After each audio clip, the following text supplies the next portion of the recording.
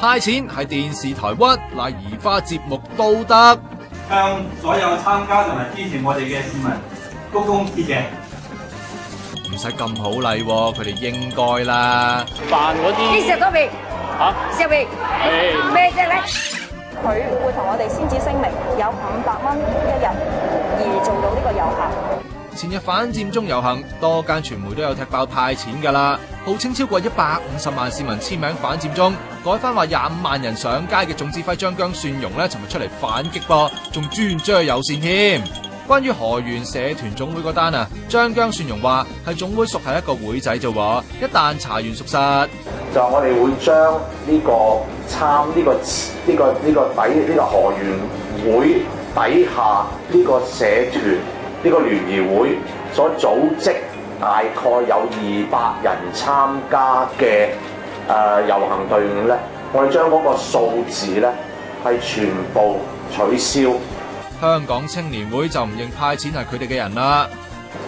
車上面嘅人嘅制服，顯明唔係佢哋嘅會嘅制服。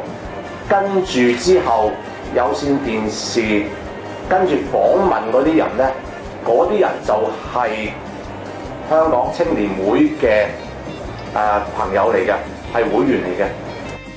橫睇掂睇，設計顏色 logo 都一樣喎。你估你嗰件 LV 咩？繼續吹啊！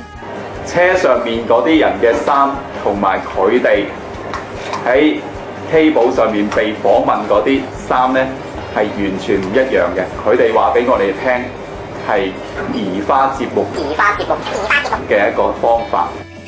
呢句令一眾朋友啲集體回憶翻晒嚟啊！仲話青年會會向有線採取法律行動喎。至於其他報道呢，雖然開晒名，不過張姜蒜蓉話唔夠證據，又叫記者向大聯盟提供多啲資料。呢個做過警察嘅人已經應承幫手查。佢仲有樣嘢好嬲嬲㗎。我話俾大家聽，我冇收任何酬勞，我呢個係義工嚟嘅，我係義工嚟嘅。如果有人話我有做呢份工，有收過任何酬勞咧，我會對佢採取法律行動。有線對移花節目論啊話好遺憾啊，強調記者係根據親身經歷如實報導啊。